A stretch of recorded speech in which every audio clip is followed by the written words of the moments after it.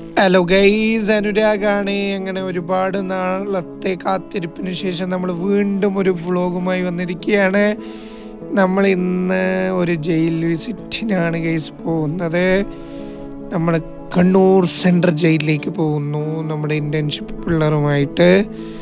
Better life foundation ഇന്ത്യയുടെ internship institutional വിസിറ്റാണിന്ന് Kannur central jail. ഇപ്പോൾ പേര് മാറിയിട്ടുണ്ട്, സെൻട്രൽ പ്രിസൺ ആൻഡ് കറക്ഷണൽ ഹോമിലേക്കാണ് നമ്മൾ പോകുന്നത്. അപ്പം യാത്ര അല്പം ദുഷ്കരമായിരുന്നു, എന്നാലും വളരെ ലേണിംഗ് ആയിട്ടുള്ളൊരു യാത്രയായിരുന്നു. നമ്മൾ കണ്ണൂരെത്തി. ഇതാ നമ്മൾ നേരെ ജയിലിലേക്ക് പോകുന്ന വഴിയാണ്. അപ്പം എൻ്റെ ഇൻറ്റേൺസും എൻ്റെ കൂടെ ഉണ്ടായിരുന്ന നമ്മുടെ പ്രൊജക്ട് ഡയറക്ടർ ധനുശ്രീ മാം ഒരുപാട് ഹെൽപ്പ് ചെയ്തു. അങ്ങനെ നമ്മളിതാ ഓട്ടോയിൽ കയറി നേരെ സെൻട്രൽ ജയിലിലേക്ക് എത്തി.